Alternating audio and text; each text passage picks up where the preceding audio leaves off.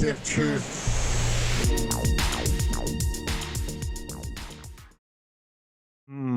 As soon as you plugged it in, though, oh, sploosh.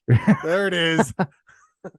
See, that's what we want. We want you to have a hard time like trying to focus because you're so sexually aroused by the bass of my voice. That's what we always want, Bob. Mission accomplished, my friend. you're just grabbing a bunch of tissue all yeah, there we go. So check it out. I went two ways here. Yeah. As per usual. No, look, I did one in a highball, couldn't put a lot of ice in there. And then I went ahead and just shook it in a pint glass with full of ice too. And there's actually less sour mix in this one, believe it or not. Interesting. Did you try it yet? I just took my first little sip. Let's go ahead and do it. I'll tell you what. Good. We should start the show. Yeah, that's a dandy, isn't it? Yeah, let's get in here. I think it's your go, baby. It is my go. I'm gonna get all up in it. Get all up in it to win it. I mean, maybe not like Matt Araiza, but I'm gonna get in there. Well, you might need some help if you're Matt Araiza too. I tag team, throw me in and have somebody else help out too, because it's a team effort. Jesus Christ. Well, on that note, welcome to the Stiff Truth. I am Bob West. I'm here with Scott Casanova. We have a lot to talk about today. We had some things last week we actually didn't get to, so I'm excited to get over there. But first and foremost, how the hell are you? Doing great, baby. Really enjoying this drink that we got. I'll tell you that right now, man, because I don't know. Is it technically a long drink? I mean, it seemed like it when I was pouring all the booze in there. Yeah, it's got it's got the four horsemen, as I like to say, so that's always interesting. Sure, seems like a long drink to me. We'll call this like the Jerry tea or something. There you go. Hold on, I had to get a background in there too. Did you see that? Did you see the magic happen? I did. I forgot to put mine in there too. I'll look for one while we get started here. But tell us about this drink. You're the one that found it. Yeah. Well, I like the name kind of because if you read right into it in the sense like just take it for what it is, face value, it's Grateful D. Great. So that's really cool because it sounds like it's kind of like Grateful Dick, but it's actually, I think it's short for Grateful Dead. I believe this is a tribute to good friend of the show, the Grateful Dead, and what's his name? Jerry Garcia. Yeah, so I mean Cherry Garcia, great ice cream too. Great Ben and Jerry's ice cream right there. But yeah, so a little tribute to the dead Grateful Dead man, the front man, the lead man. And I think it's a long drink with a little bit of pizzazz. Can we say that? I think we could say that, right? Because you got vodka, gin, rum, tequila. Those are your four horsemen, of course, if anybody doesn't know. And then triple sec and black raspberry liqueur. That's a real good one. Black raspberry liqueur. I use Chambord. I got the high-end shit, but it's a half ounce of each of those bad boys in a tall glass with ice, and then top that bad boy off with there's the man right there. There's Rapey Man. Top it off with allegedly. Top it off with a little bit of sour mix. Shake that bitch with much vigor, Bob. So much vigor, just like Michael J. Fox having an episode of sorts. And then there you have it, bud. There you have it. What do you think? What's the taste profile to you, buddy? Because again, I love making drinks like this because again, you're like a mad scientist over there. I've used that reference before, but yeah, a dash of this, a dash of that, a touch of this, and then chicken, boom, and there you are, pow, right in the fucking kisser. Am I right?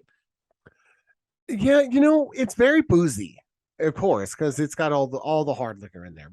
But oftentimes for me, the sour mix gets it a little bit too tangy for me. I like what they did here with the blackberry liqueur to really kind of tone that out and sweeten it up a little bit more. So it's a little bit sweeter on the sweeter side than some of the tangier drinks that we've had that were similar, kind of like the Crystal Tower, if you remember that drink. So it's in the same ballpark as that one, but it's a little sweeter, I think. So I like it. I'll tell you what, I let Jessica try it, and she was just like, "Oh, that's good. Can you make me one like after the show or sometime when you have time?" And I was like, I'll just make another one right now. I got all the shit out, so You're all no, absolutely not. No, these both of these are for me, Jess. Go make yourself your own cocktail. Remember, that was the start of the start of the downfall, right? When she's making her own cocktails. We don't want that to happen. no. And I had the mixer out. I had it all going. It didn't make sense. I'd have been a real douchebag for not just like hooking her up with her own drink. Here, taste this. Oh, that tastes really good. Yeah, doesn't it? Bye. It's a dandy though. I like it, and it's good. I like with the sour mix. It's great. I really think it's the black raspberry liqueur that gives it the umph. That gives it the originality that separates it from say just a Long Island iced tea, right? Because it's pretty similar to like your Long Island Tokyo Tea Tower, that Crystal Tower. All those start out with the Four Horsemen. What was it that do you remember in the Crystal Tower? Because remember it had that really cool, almost like kind of translucent, like broken glass kind of like aspect to it. Like, and I was like, oh, that's probably why they call it the Crystal Tower or whatever. I can't remember. It was all clear boozes, if I'm correct. Even the mixers were clear because it was Sprite, right? I think it was just a little bit topped off there. Yeah, just like Bobby getting all topped off. I like I don't have my book in front of me, so I can't reference what was in there. That's okay. Don't even worry about it, dude. I mean, at the end of the day, we can look it up. We have our bartender black book. By the way, I don't know about you, dude, but I use mine a lot. I spill a lot of shit on it. Some of the pages are stuck together. You know what I mean? And what about your black book? Oh, you're right. I was talking about my Bible. Yeah, but the black book, on the other hand, but I'm thinking maybe it's almost time for a re-up. I don't know if there's another edition, but I just might get one to kind of get a nice fresh copy. You know what I'm saying? That Crystal Tower, vodka, light rum, triple sec, peach schnapps, sambuca, and Sprite. That's what it It's is. the sambuca. Sambuca. That definitely adds that kind of nice little umph to it as well. Because Sambuca's it's ballsy, right? I fucking love sambuca, dude. I'll drink sambuca just straight and cold. That's my jam right there. It makes sense. It does make sense that you like that because you're also a big fan of Jaeger too. And they're in the same vein. I know they don't look anything alike, but they are definitely like that floral kind of what's the word? It's kind of a almost, licoricey. yeah. It's almost like a licoricey kind of sweet. It's like a sweet, strong booze. You know what I mean? Well, I and think sambuca don't fuck around. That's straight up a boozy version of a black licorice stick. So if you like black Twizzlers and you like alcohol, you'll love sambuca. That it's as simple as that. That's how you sell it right there. That's it. I mean, In people are fact, literally just stopping the show right now to run out and get Sambuca. cut the Twizzler in half, stick it in a shot glass, done. Some sambuca with a Twizzler in it. That sounds fantastic to me. Mm-hmm. And how did you prepare your Grateful D's today? Did you use I used a highball glass with a couple of my round craft ice balls in there. So it fit perfect. The recipe fit perfect. I went with an ounce and a half for the two sour drinks mix? because I made two drinks together. So I did a half ounce of all the things like the mix, right? But I did an ounce because I was making two. I was doubled up on everything. But it didn't really give you proportions of the other one. It was just kind of flavor to taste with the sour mix. So I was just like, let's just try a good ounce and a half of sour mix, and see what that does for two of them. So, 3/4 of an ounce of sour mix for me. There wasn't a lot left, but I like the way that the flavor came out. You can probably mix this one up a little bit, get a bigger glass, maybe even mix in a little bit of Sprite with it or something and kind of top it off. You could probably flavor this one a little bit to taste. I don't mind the long taste myself of the drink, but we probably have pretty developed palates at this point. Someone that maybe if it was a little too rough, I could see adding a splash of Sprite or something in there. Yeah, it's not too bad though. I mean, honestly, this is very new for me too. I almost feel silly, Bob, but this is the first time that I didn't measure out my sour mix. I literally just filled the glass with ice and I topped it off to fill it up. One has a little bit more sour mix than the other. I'm on the one that has the more sour mix right now, so I'll report back to you a little bit later in the show and see how I'm liking the other one. But yeah, I literally just filled it up. What do you think about that? No, that's what the Black Book said. It just said kind of do your own thing with the sour mix, whatever you think works. They're a look, fella. Don't be so fucking anal, okay? Just live life, bro. Just splash that shit in there. Let a little bit of it spill out. I mean, who cares? Just get crazy, get nutty. That's what we're doing today. Now, let me ask you this, Bob, before we move on to talk topics here, because we do have some juicy topics today. We've got some strong, can I say beefy? Yeah, I can say beefy. Our first story is definitely beefy, right?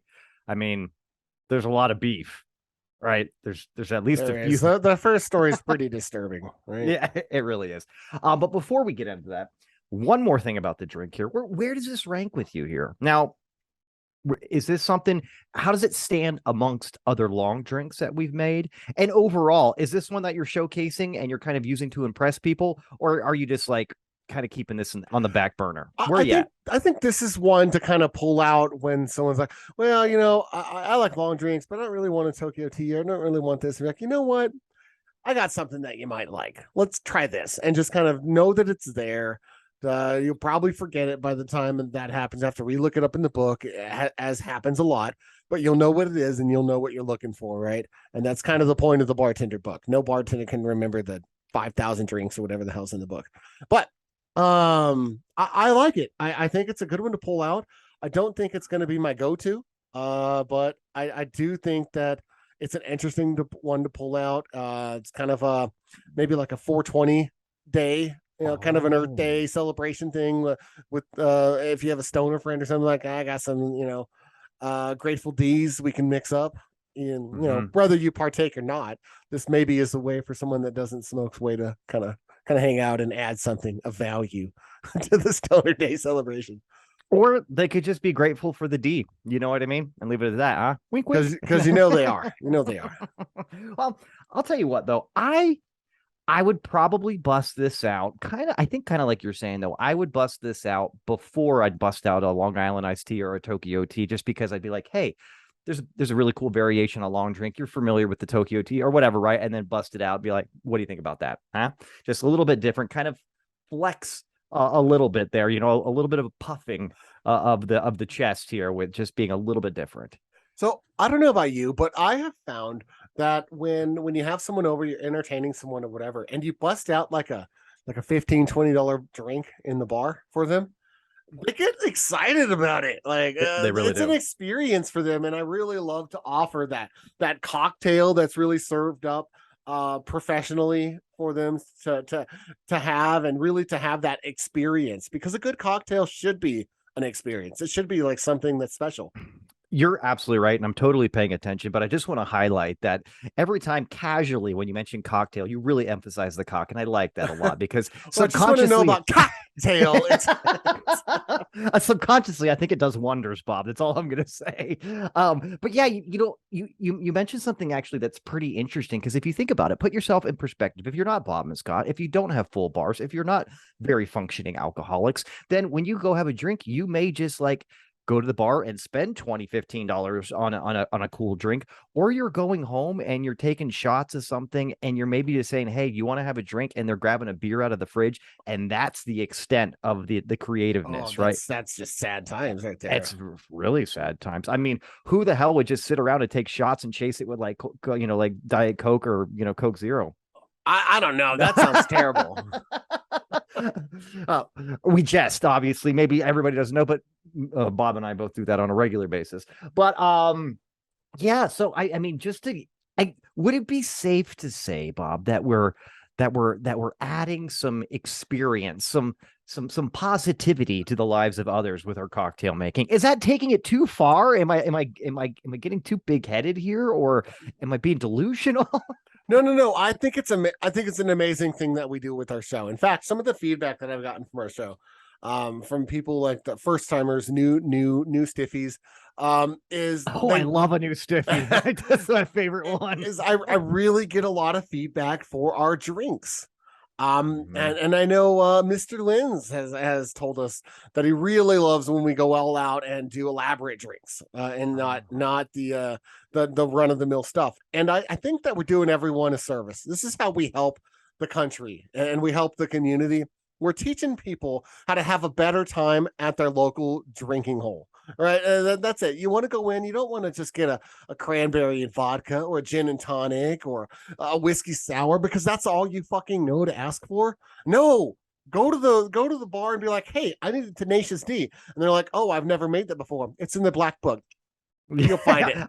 I know. It's like, no, sorry, not a Tenacious D, a Grateful D. Sorry. Yeah. You don't want, and that's funny too, when you're saying that, I'm thinking, yeah, you don't want to be that guy that's just like, you want to be that douchebag that stresses out the bartender. You're like, oh no, here comes dude again. That's going to ask for something outrageous that I'm going to have to be on my toes to prepare. And that's the other thing, Bob, if I could just, again, keep painting this picture and really making this a bigger deal than probably it should be. We're actually doing a service to the bartenders out there. Don't be so fucking basic, man. All right. Like nobody just wants a Jack and Coke, bro. Like, let's go. Let's diversify a little bit and really involve yourself in the craft. You know what I mean? Yeah, Don't be and a little bit of bar etiquette.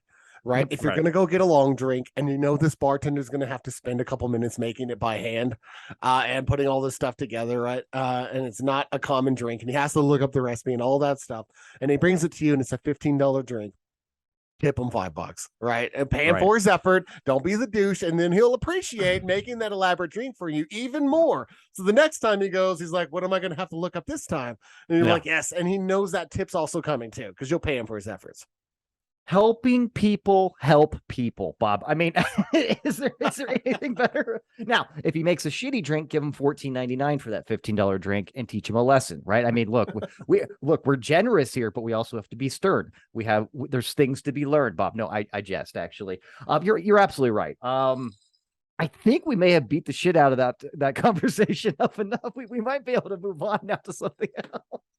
Oh God, that's a horrible segue. So, speaking of beating the shit out of people, oh my God! Here, okay, serious face. All right, let's go. Rookie punter Matt Araiza. Is it Araiza? Araiza. Matt Araiza. Araiza. You know what? It doesn't really matter. Nobody's gonna know who he is anymore. So there's no. I mean, he's probably done. Future CFL punter Matt Araiza has got cut from the Buffalo Bills when allegations arose of a rape, not even a rape, a gang rape allegation arose. So, the interesting part about this is, I guess it was back in college. I can't see off the top of my head here. Or 2021 back. It's San Diego State. San Diego State. Okay, where all the winners play. So at San Diego State, here we go again. There's a Halloween house party where Matt Araiza allegedly gang raped a 17-year-old. So let's unpack that a little bit. Yeah. All right. So these allegations arose a few weeks before the start of the preseason, like late July, right? And they happened like, I don't even know, a few days after he actually got signed with the Bills, right? Yes. Like signed a 4-year deal for a punter. That's a big deal because he must be a hell of a punter. If now he's like getting multiple year deals. As a root.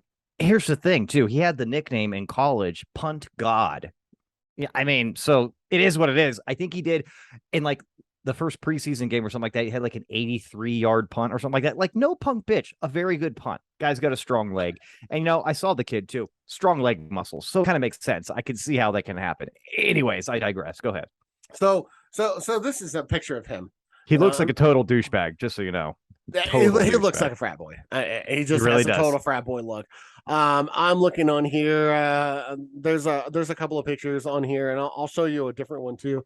But so not only did he, allegedly get involved in a gang rape, which he's fighting these allegations right now. Obviously, the lawyer says that this is a money play for the victim here, and I think it's pretty clear that someone gang raped this girl. The question is, was it him? Was he part of those guys? When you said that, I started to feel like, You were accusing me. I was like, Scott, someone raped this. She didn't rape herself, Scott. I'm like, so I'm sorry about laughing for such a terrible topic, right? This girl was at a party and she was raped, allegedly. I guess you got to throw that in there. Now it's unfortunate that it happens in general because I think rapists are special kinds of piece of shit, absolutely. and especially to a little girl. This girl was just a child, that happened to end up at a college party. So that's really unfortunate there, and it adds a lot. Like it's not like rape is ever less, but raping a kid, I would say, is a little worse than raping just an adult woman. And definitely, all kidding aside, though, when you hear the words, because I was watching the news was last week. We were going to talk about this on last week's show, but we just had so much fun talking about student debt that we just couldn't possibly fit it in, which makes sense. Yeah, we just ran out of time.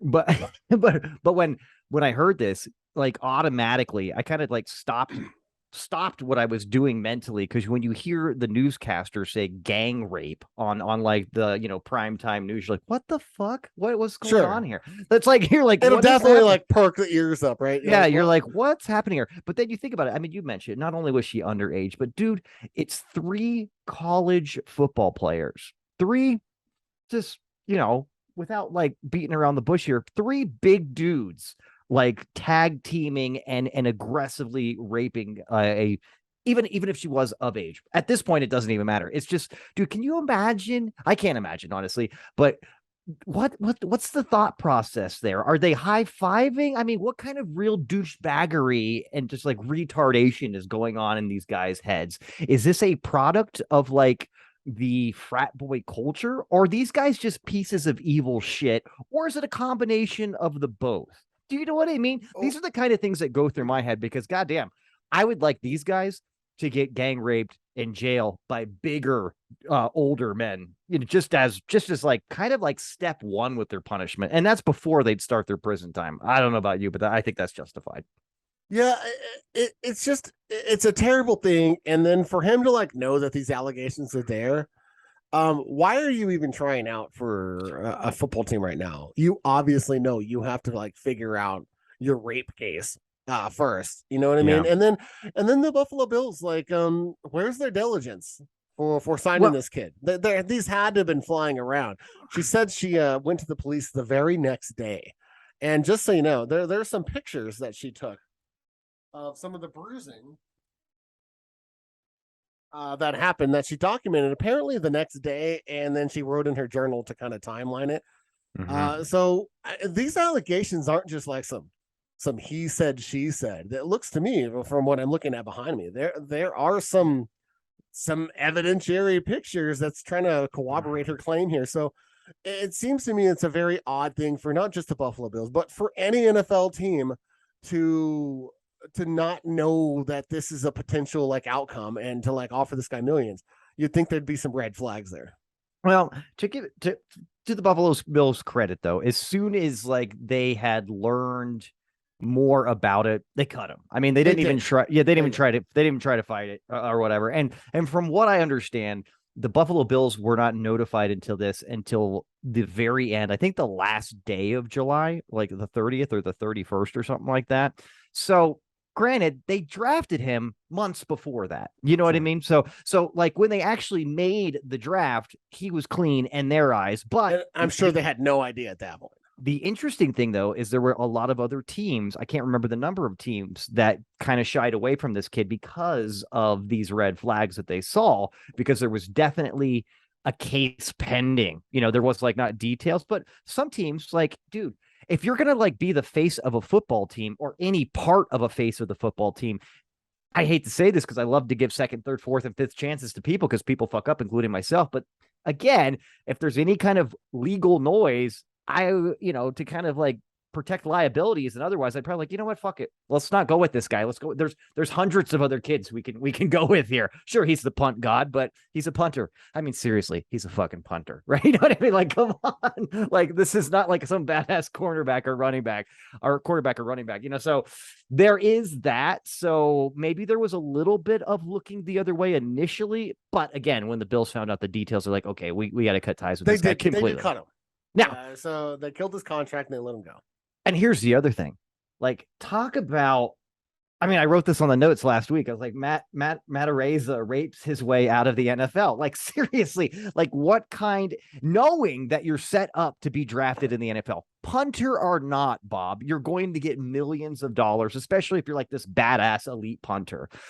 I go back to like Deshaun Watson. I go back to like Michael Vick. Like, what are you guys thinking, bro? Like, just like live on the up and up, bro. You literally have at your fingertips the American dream times 1 million pumped up on steroids, and you fucking piss it away doing stupid shit. You know what I mean? Just keep your head down, go play your fucking game that all of us love, and make millions doing it.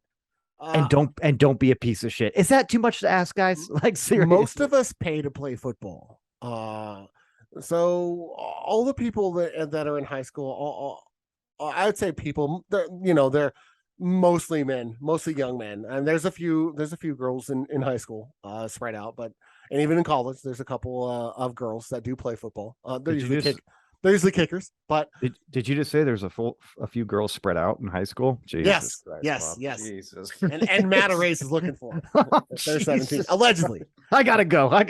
So most of us pay to play football. It costs money. You got to for the boosters. You got to get equipment. You got to do all this stuff. And this guy's over here getting drafted as a punter. I know that kickers and punters don't get drafted. Not so typically. When a kicker gets drafted or a punter gets drafted, they're like hella good, right? It's for someone to waste a pick because they could just not draft them and then pick them up in free agency. I'm gonna see if I can spot check this real quick. What was his draft position? I wonder, because honestly, if he was like in the first 4 rounds or 5 rounds and he's a kicker of any sorts, that's nutty. Do you know what I mean? Draft round. Let me see if I can draft pick. See if we can find this real quick. Did Matt Araiza get drafted? Yeah, we know that. What round? 6th round. 6th round for a fucking punter, dude. Dude, there's badass. Well, was it Tom Brady? I was just gonna say, I think Tom Brady was 6th round. Yeah, 6th or 7th round, dude. So literally the GOAT, the best of all time here. And you got a punter being drafted like right before you or right after you. That's fucking nutty, bro. He obviously was pretty good because no team is wasting their goddamn pick on a kicker of any sort unless they're going to be instrumental or at least perceived that way, like potentially like a game changer, right? I'm going to throw it out there. If this rape case gets settled and goes away, the Cowboys or the Commanders are the first team to pick this guy up. Absolutely. In fact, Jerry right now is like kind of like licking his chops, like just following this story. He's actually like helping the investigation, like fudge some fake evidence and everything. You know what I mean? He's planting shit on like this random other guy. So yeah. That's how we go in the NFC East. Well, it's a sad story, but I mean, if this guy did indeed rape this girl, he deserves everything that he gets and then some, because that's just the most despicable thing that I could think of, especially a fucking minor girl. And then, like I said, it's not like raping anyone is good or bad or better, but it's worse to rape children, obviously. So I think you're okay with that one. Yeah. Okay, good. That's not a controversial take. That's not a hot take. Raping children is worse than raping adults. Okay, good. I'm pretty sure. You know what? I'm pretty sure we can advertise this episode. That's a good one. I think that's a good PSA. I don't think anybody can argue with that one, but we'll probably get some pushback. You never know. I hope that she gets her justice. This case gets figured out, and all the perpetrators of that crime, get their sentence and get their lives, reprimanded the way that it should be. Something like that. That's like a dime piece, right? Yeah, I would say at minimum, like they deserve a good dime piece for that. I would say that kind of what Tyson looked at for his rape. Yeah, I don't. Like 10 years, and he got like good time.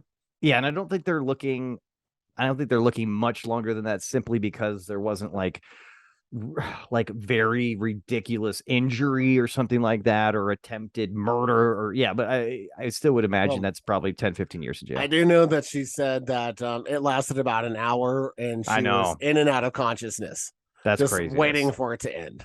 And again, like these guys, what are they doing? They're high-fiving here. Like, how is this cool? How is this like a good thing? Like, how do you feel good about yourself? Like, don't you want to like win the attention and attraction of females? Not like aggressively take it like without consent. Like, who does that shit? Ah, rapist. Even Gotcha. as a punter, you're still a D1 football player. You probably could pull. Like, why are you raping a 17-year-old girl allegedly? Dude, you're getting drafted in the 6th round as a punter. I think Don't tell anyone what position you play. Just tell them I'm getting drafted. actually, if they know anything about football, be like, hey, I'm a punter. I'm getting drafted in the 6th round. Like, yeah, I know, save a little pussy for the rest of us, right? But yeah, no, like, let's just go because like this is pretty badass. I just signed a contract for like $5 million. Craziness, bro. Yeah, Just it's craziness. despicable, but man, again, we'll see what happens with all of this, but good for the Bills for quickly assessing everything and letting them go, and kind of righting that mistake that they made because that was a diligence thing. They could have probably have spent a little more time. They probably didn't because he was a punter. Yeah. And if that was a quarterback, they probably would have been really looking into him or an offensive lineman or someone that played. Well, I mean, again, the more central your position, the more you are the face of the franchise, right? So you just got to do even more due diligence if it was like a quarterback. But yeah, enough said about that. Speaking of children, what do you think about what's been going on here? I think there's might be some other states here, but we'll talk about Virginia teachers here and what they're doing in public schools. Before I get into it too much, and it really doesn't matter what it would be about if teachers in a public school are doing anything without the consent of the parents of the children, that's a no-go with me. I don't even care what the topic is. I don't even care what the issue is. If I don't have an understanding and my permission to do something with my student in a public school, I really can't go for that. So when I heard this, I got a little bit jazzed up, got a little bit excitable, but I was like, what are they even doing? Like, dude, like, how's this even make sense? Like, how can you? But anyways, again, I haven't really talked about it much, but apparently what they're and I don't know who's advocating for this. Is it the superintendent? Is it the city? I'm not sure who it is, but teachers and this is elementary to high school age students now are allowing to change names and genders of kids without any knowledge or basically trying to keep it a secret from their parents. That's like what's going on. secretly like let them pick their pronouns and let Yeah, them change their name from like Alex to Alexa or something. yeah. So they're just kind of doing that, and the idea here is like the parents have zero knowledge of this. Now, here's the thing. I'm just gonna keep going here for a minute if you don't mind. No, no, no. Do it up.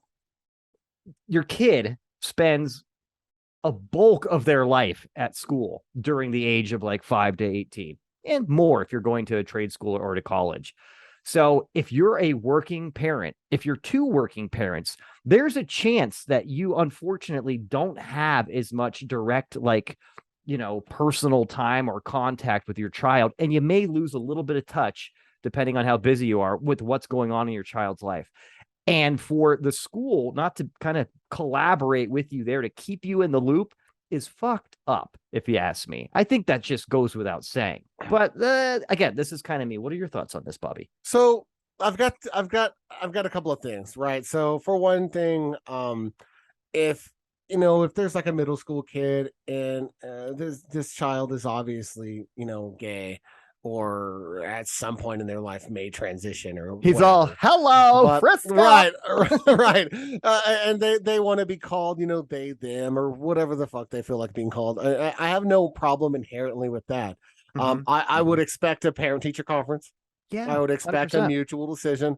I would expect, we have to like get this all out. What's the benefits, all of that. And it's a decision that the parents and the school can both make together with the kid. Yeah. But if the kid just comes home one day and like, oh, for the last 6 months, the school's already been, they changed my gender to she, and they let me change my first name and all of this, and like the parent just finds out about that, and then that's kind of fucked up, right? there was something else I was gonna kind of compare that to. Oh yeah, so so Jatia, my crazy beautiful little 6-year-old. She's crazy though. She comes home and she's just like, um, you know, I can't wait to die. And I'm like, what? Huh? Why are you saying that? And she's like, well, because when you die, you go to heaven. Oh, well, that makes And sense. then Okay. all this, and I was just like, well, who told you that? Well, my teacher. And I'm like, okay, Ooh, so I have a real whoa. problem with that. Personally, like if you want to start teaching like religion to my children, you should probably have a meeting with me and discuss what our beliefs are about that. Because for you to start indoctrinating religion out or anything outside of the curriculum that you're mandated to teach without consent, I have a real problem with that. And I think that this follows for me in the same realm of 100%. ideology. You know, 100%. so Yes. in no way did Virginia's curriculum include indoctrinating fucking pronoun choice No. for your Well, children. So why are they taking that liberty? and here's the other thing, Bob.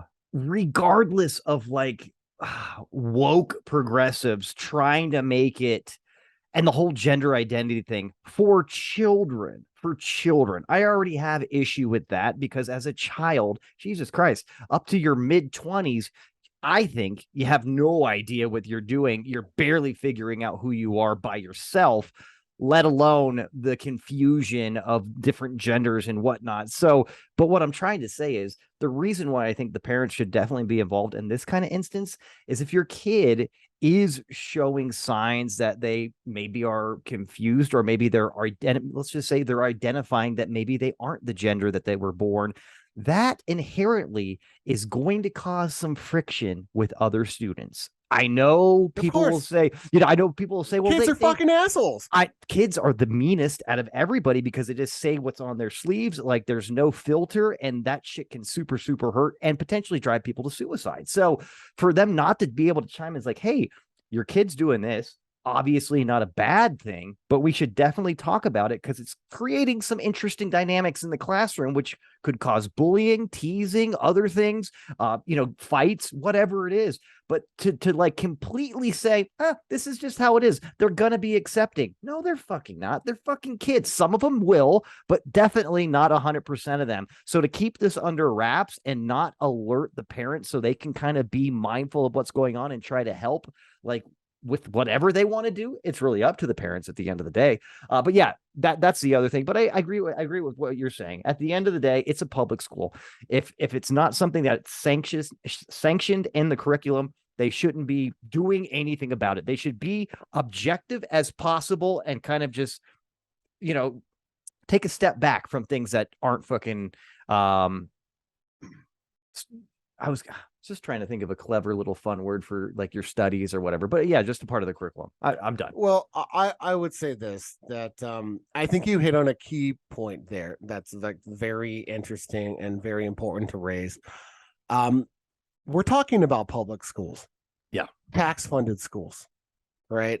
the best. We're talking about everyone has to pay for these schools to function. And there's a curriculum that is approved by your state for these schools to teach. Um, I think that is such a key thing. Like if you want to take them to a more progressive school where this is a little bit more, or you've already kind of identified this with your kid, and because of the bullying and the teasing and the general what is that called, like the general like student environment, the student Mm-hmm. body Mm-hmm. is more progressive, and there might be more openly fluid kids or whatever, and that's fine, but you need to make that choice and go get your funding and put your kids in that school on your own dollar, or find a way to finance that's outside of forcing everyone else to have the public school be catering to this type of ideology. And I think that's such a key thing. The public school should be a very much baseline for school. right? They're going to get taught the basics because that is some schools are better than others, but in general, a public school teaches you the basics of what you need to go to college, right? Yeah. And they're and very little thing, just like I mentioned with the religious thing. Okay, well that's cool.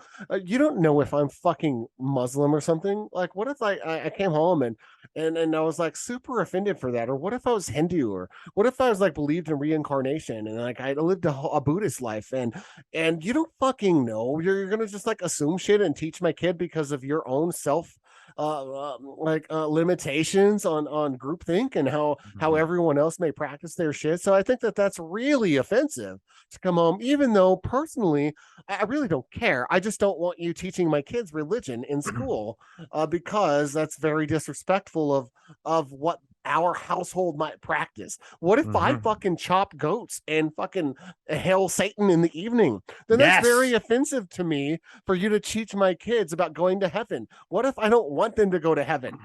What if I want to all go to hell so we can sacrifice our goats and dance on each other and all that down there? You don't know. That's the whole point, is you don't know what I'm doing here.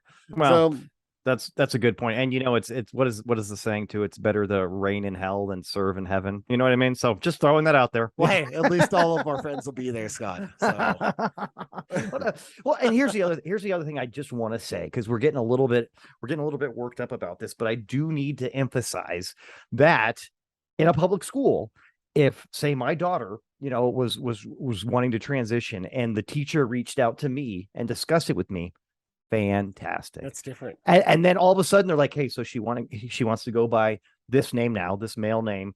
Are you cool? Or, like, what's up? I'm like, you know what? I'm cool with that. That's fine. Like, let's go ahead and change it on the, on the roll. Like, let's get it done. When she walks down the aisle, she's going to go, that's cool. All cool. Let's get it done. See, then that collaboration and checking with the parent is happening. So I'm okay with that. But to take the liberty is too much with me. Yeah, 100%. You got to be involved so you can have that difficult conversation with your kid and open up that dialogue and really see what's best for the kid. Because in the end, we all want what's best for our children. I just don't ever, in any sense of the way, someone to decide what's best for my family and my kid without me. Yeah, that doesn't make sense. It's your family. You know what I mean? So it's a good point there, Bob. So sorry to go off on that. And I don't know. We didn't talk about this before the show about like where we would stand. I think we're pretty similar about it. As progressive as we may be with this exact topic of sexuality and all that, there's still a line in the sand that can't be crossed, and that's someone else trying to parent my kids when they're not here with me. No, if there's any crossing in this household, it's cross-dressing and it's me, not anybody else. You know what I mean? So there's that. 4-inch heels, baby. Minimum. Child's play. It's 6-inch heels. Let's go. Had some 9-inch heels. I was walking around like RuPaul. I was so fabulous. Oh goodness. Well, as per usual, if it's not Florida, it's California that can be in the news sometimes, and that's what I want to chat with you about next year, Bob. I think this has pros and cons. I really do. I just being very, and I'm all for it, but I want to talk about, California, they're always doing some interesting things out there. Most recently, the state has approved the ban of sale of gas-powered cars by the year 2035. Now, let me just go ahead and highlight a couple things here. That simply means by 2035 that they're not going to be selling gas-powered cars in California on car lots in California. So if you have a gas-powered car, it's not like it's going to be, like Mad Max or anything like that. And they're not going to like torch you and burn you for having a gas-powered car. But obviously, they're highly discouraging people from continuing to buy new gas-powered cars. $20 a gallon. Yeah, exactly. So this was interesting to me, though, because I thought to myself, I was like, well, I mean, this is the way of the world. I mean, this is the way things should be going eventually. We have to get to this point. And there's always that transition period. I think we talked about this at last week's show. I can't remember the exact topic, but there's the pain of the transition, the changing of the old status quo to something that's new and uncomfortable because it is new. It's more expensive. That's what's got people stuck. So when are we actually going to make this leap if we don't just fucking go for it? That's one mindset of mine. The other one is like, okay, 2035. Pretty quick. Yeah, it sounds like a long way away, but it sure isn't. And the average price, which we've talked about in recent shows too, of an EV is pretty fucking expensive. A lot of the times it outweighs the average income, the average mean income of a family that's like lower class. So how In are which we you going should to, never fucking buy a vehicle that exceeds your annual salary hey, ever. you know what? He is not a financial advisor, but that is sound Yeah, advice right yeah. If you make there. 50K, don't buy $100,000 car. That's just dumb. That's Hey, just look, dumb. Bob, you're 2 for 2 this show. I'm really good. I'm really, really excited to advertise this one and push it out to the world because one, child rape is bad. Everybody can agree that. And please I don't buy nailed a that one. and please don't buy a car that's more than your annual income. Bob, you are firing us on all cylinders today. But that's my concern here is like where what like if somebody wants to get a new car, like what's the loophole here, Bob? If there's like a poor guy that wants to get a new car and it's 2036, does he buy a used car? Is that the loophole? Or is So, it just like you can't buy a car unless you get an EV? so, um, you'll still be able to buy a car. You just won't be able to buy a new car, right? So there's a couple of things. Let me first give my thoughts in California, right? So there's a reason that California gets a bad rap, right? And there's a reason for that. They are, I think, the fifth largest economy in the world, California. So they have a lot of influence, especially in America. So California is also very progressive and very forward thinking. It has been for decades, right?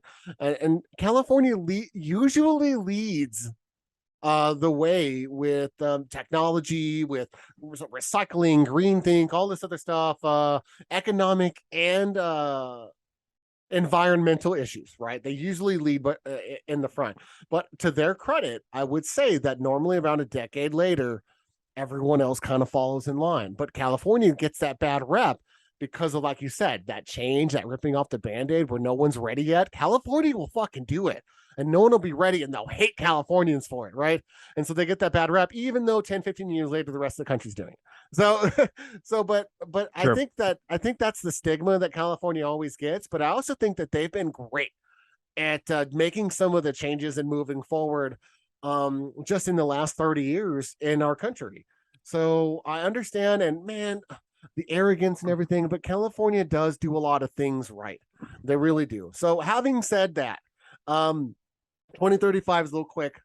But I get what they're doing. They're just gonna fucking get ahead of it and they're gonna lead from the front and they're just gonna do their own thing because the size of their economy will impact the country to force them to follow suit because it will. What's gonna happen if California stops selling gas powered vehicles? All the fucking people that make cars are gonna stop making them because California has a huge fucking market, right? And so True. they can't take True. that kind of hit unless they're in line with what Californians are doing. So they're going to force the hand once again, as California often does with the rest of the country, and again with the EV. Is 2035, a good thing? I don't know. Maybe not. Maybe we're not ready for that. But I'll tell you who's ready.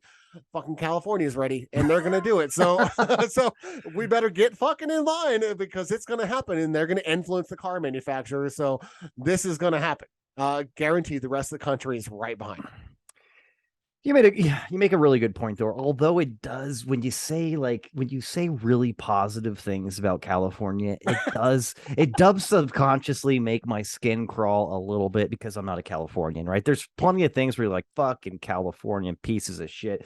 But I only say that because they typically sell their houses in California for a lot of money and buy them up in other places and drive up the market in other places and make them unaffordable for other people. But that's just a product of what we deal with here in the West outside of California, I think. But you're absolutely right. And they also have some like pretty direct echo states. Like I know what California does, typically Virginia and New York and like Connecticut, New Hampshire. New York is like almost their twin. As soon as Yeah, California does it, New York is next in line. yeah, a couple of them seem to echo their sentiments, and like what they're doing is like is they just kind of wait. They just kind of wait for their lead in the sense that like once it happens, it's almost guaranteed that the domino effect is going to hit them like almost immediately. So they kind of do this knowing that they do have a pretty heavy influence not only on the world but also other states in the union. And you're absolutely right. If you can get more people to follow suit, Here's the thing that happens in those next 13 years is all the car manufacturers who are already very mindful of the trends. You know what I mean? Let's They've been face it. ramping up for a few years now. Every single car manufacturer, even reluctant car manufacturers, because there are some that don't want to move away from gas. And they're like, well, we have to do some EVs. It just has to be done. But if they know their sales aren't going to happen at all, like it's illegal for them to have sales in certain states, then all of a sudden, like just that process of ripping the band-aid off for them is going to be pretty easy for them to do. This could be like, well, yeah, obviously, instead of making 2 EVs, we're going to go ahead and make like a line of 6 or 7. Now we're just going to actually focus on all EVs. The one thing that does concern me, Bob, and all of this is like we're trying really, really hard to get everybody on electric vehicles. And I don't think we have a sustainable way right now to supply all the ingredients that we need for the batteries for these vehicles when it comes to just where we're getting them, the mining. Are we going to be even more reliant on like countries in like South America and China? Because that's kind of where a lot of this stuff is. And I don't think that the environmentalists in the United States are going to let us like completely uproot Idaho, where against a lot of like cobalt and these other materials are that they need for. So because it's what, like cobalt, nickel, and lithium or something. Like right. And there's lines in like there's a lot of this in like Chile and Peru and China and like just places that aren't super sweet. Let me just go ahead and say that. And I just don't see everybody like that fighting over like the Keystone pipeline and everything like that. I don't see everybody like, well, we have to do this for the EVs. Let's just completely demolish Idaho and like parts of the, the Pacific Northwest. So that's one concern of mine is like, have we really done our due diligence in our process and understanding like how we're going to get all these things? Because oh, you just did it, didn't you? Talk about some nostalgia, my friend. I believe that's your first background, isn't it? I don't know, but it's definitely an old school one. Sorry, I didn't mean to interrupt. You just totally derailed me there. Bob's got his pizza background on right now. It's a neon sign that says pizza. I mean, it's making my mouth water. So, but yeah, so that's my one concern is I'm all for like trying to go green. But the other thing is this, Bob, and I don't want to turn this into an EV episode or anything like that, but the interesting thing about electric vehicles right now is they're being charged overnight at people's houses using coal and gas power to do so. So it's very strange the setup that we have like right now. Do you know what I mean? Agree. So I'm getting solar right now. Right. And so my solar will be making my stuff, right? But I don't actually use the power that my solar makes. That's not how it works. I provide P&M, which is my local electric company, with my power all the time. Line in. I'm making power for the man, right? I still use their shit. They charge me off of a net balance, right? Do I use more of their shit than I give them? And that's how it works, right? Now, P&M's number one power making for electricity in New Mexico is still fucking coal. Mm-hmm. So even though I have my solar, I'm still all the energy that I'm using is still fucking being consumed by coal. Even though I'm offsetting and providing more power to the grid that is clean, yeah. But I'm still the power that I'm taking technically is coming from fucking coal. Yeah. And I did look some stuff up while you were talking because I like to add value when I can. And the average EV vehicle right now is $56K. 56,437, so like $56,500, right? The average cost of gas and EVs of just all vehicles right now is 46,000. So it is 10,000 higher to just go pure electric than it is the other way. Now, having said that, there are some fucking cheaper options. One of my favorite has been the Nissan Leaf. It's a very cheap. The base model is 27K, which who wants a base model, but the tax credit is it's $7,500. That does get you into an EV for like $20,875, which to most people puts them in the range of affordability. If you finance $20,000, that's going to put you around, $250 to $400 a month, depending on your credit, right? So that's doable. And for me personally, I'm getting ready for this. And I've got a couple of cars in mind, and I'm probably going to catch a bunch of shit for it. But I have one in mind. It's not very cheap, but I don't want to give that away till next show. I'm going to do what's called a tease in the business. You are such a tease, Bob. So coming up next show, Scott and I will both lay down what electric vehicle we will buy. I like that. No, that's really good. I do like that, bro. And I do want to, if you don't mind, because again, this is a wait and see kind of thing. I think it's going to need to be done, but there needs to be a lot more planning done on just the infrastructure of resources that we need to go complete EV, right? It just has to happen.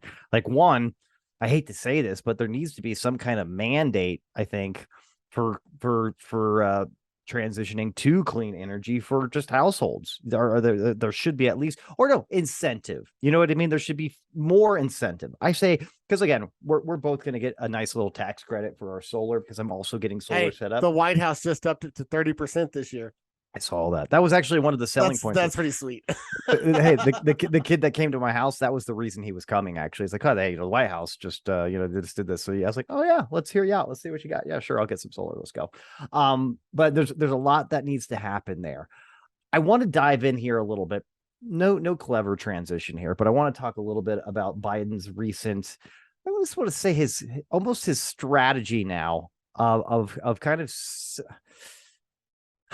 I'm going to go ahead and say he's literally creating some divide here. I know that he's preaching unity and everything like that, but Bob, recently, I'm sure you probably heard this, Mr. Biden, big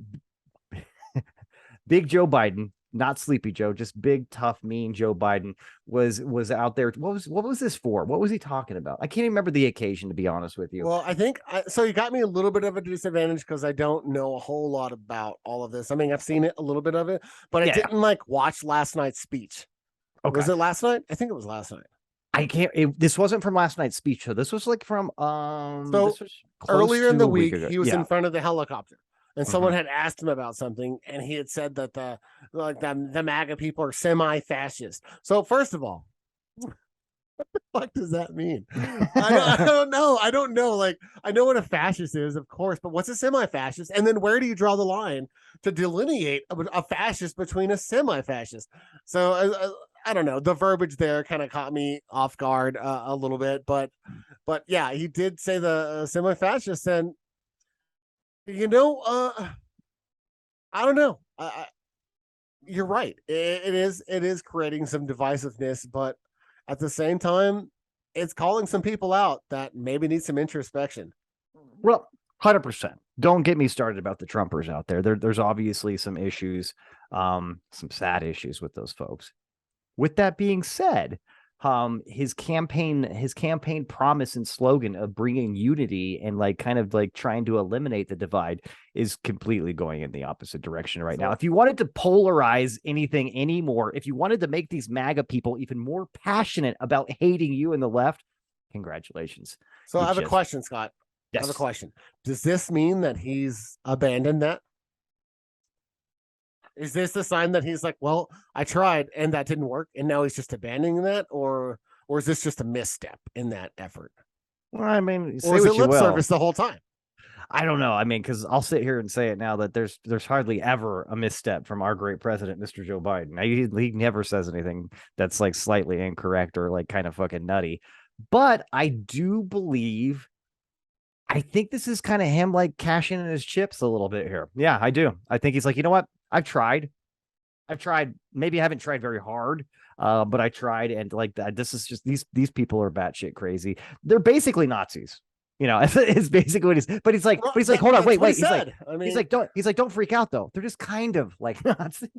Yeah, they're half Nazis. That's what I'm saying. I'm a little bit confused by this. And then again, to follow up on it, because I did see his comments in front of the helicopter. On the news, I did not see his speech, and I think it was last night. I've been doing challenges on Madden. I'm going to be the first to admit it.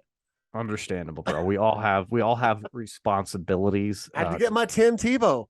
Yeah, we really did. But no, it's just interesting to me, bro, because at the end of the day, dude, calling somebody a fascist it's pretty fucking hardcore. I'm just going to go ahead and say that, because what you're insinuating outside of authoritative kind of dictatorship leadership, which again, if the Trumpers like they love their Trump, you know what I mean? He can never do any wrong. But you're also kind of insinuating that there's a heavy level of racism, almost like there's a master race kind of idea, like just very, very similar to Nazi Germany. You know what I mean? So it's interesting that he chose fascist as the way to go, because whether or not it's true, which, again, if you look at the extreme right, I'll call them right now, the people that are just a little bit tipped over the line of being too conservative. I don't know how being super conservative turned into being fascist, but here we are. Well, and it's strange too, because both sides lead to fascism. And that's why you see both sides will call each other fascist.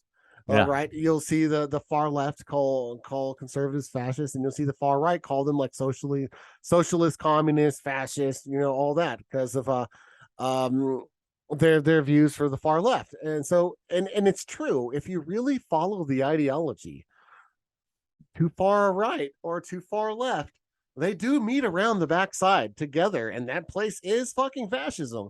And so you can see how both sides could get there. And if you look through history, I think both sides have gotten there. Yeah, well, and just to put things in perspective here, what are the 5 main ideas of fascism? Common things among fascist movements include nationalism, including racial nationalism. Sounds interesting. Hierarchy and elitism, militarism, masculinity, and quasi-religion. Other aspects of fascism, such as its myth of decadence, totalitarianism, can be seen to originate from these ideas. So, I mean, okay. Webster's or Wiki? It's Webster's. Oh, okay.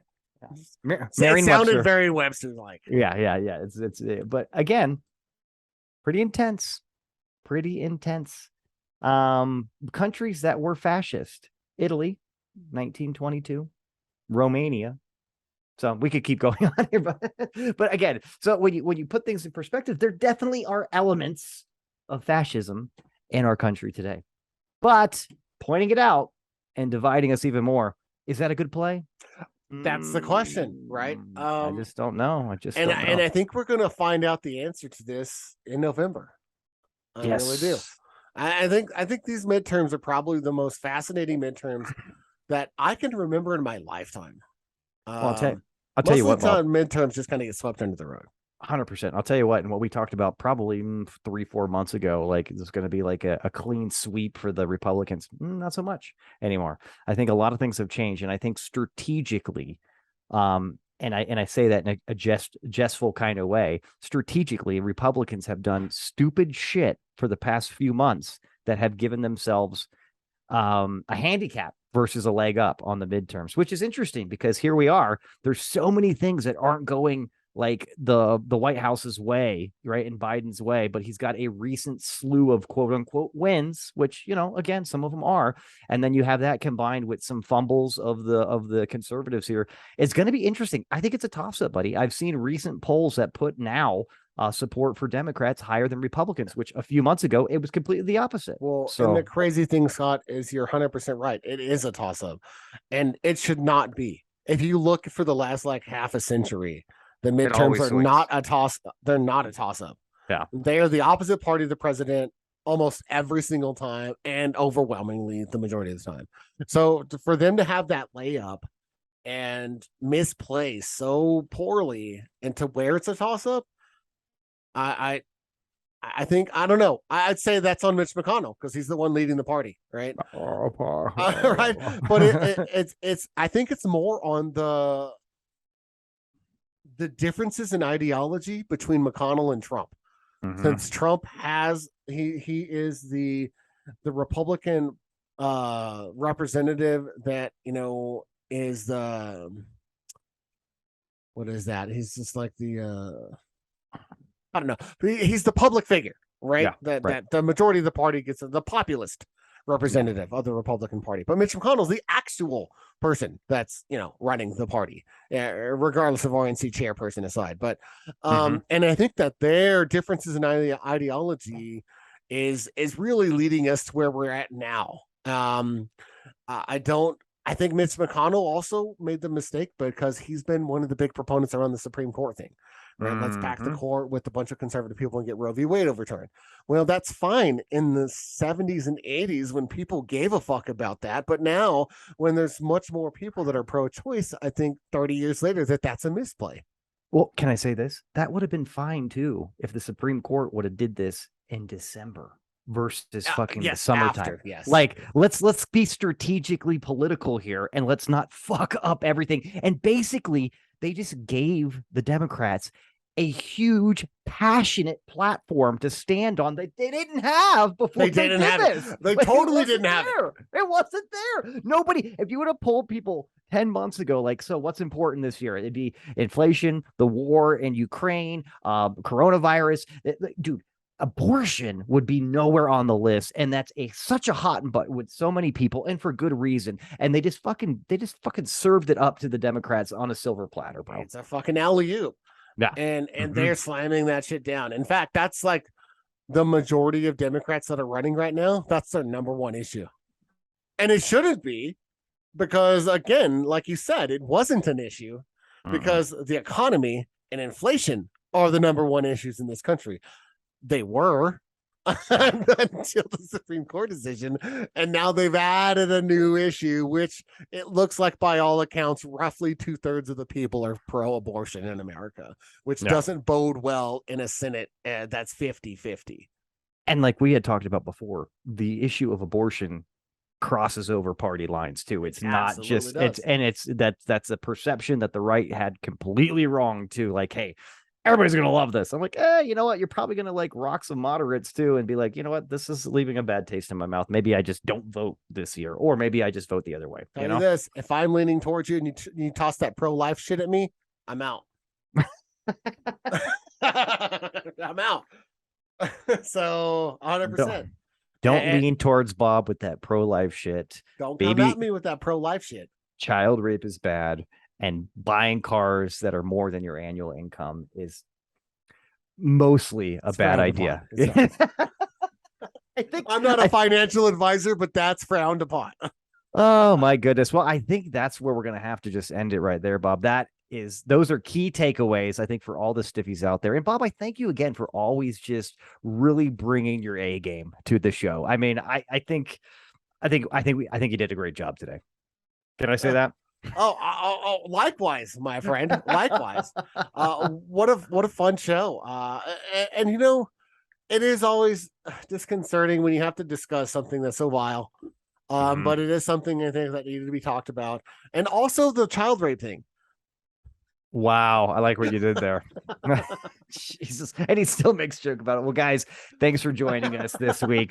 Bob is going to go to hell, but he doesn't believe in that, so that's fine. So remember to like and subscribe. Check us out on the podcast platforms. We're going to be at it again next week with some more great content, so don't miss out. You're definitely going to want to hear about what EV both me and Bob have in mind. So until next time, guys, we will see you later. Take care. We love you all. Bye.